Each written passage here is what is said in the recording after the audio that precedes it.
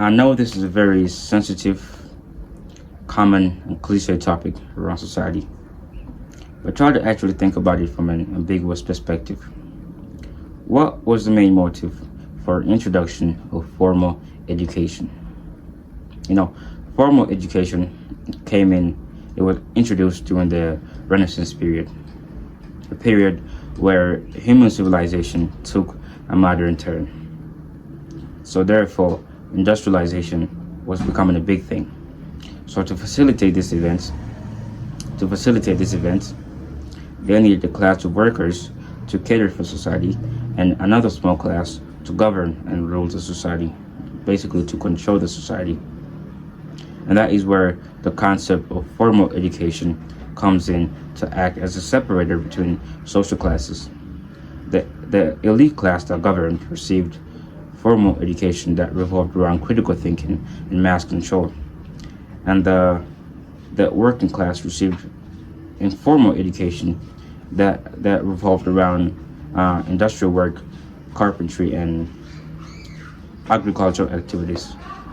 So basically, the elites received education that involved mainly of literature, philosophy, politics, and science, and the working class received education that involved carpentry, industrial work, how industrial systems work, whatever, and farming, agriculture. Basically, work that, basically education that involved physical effort.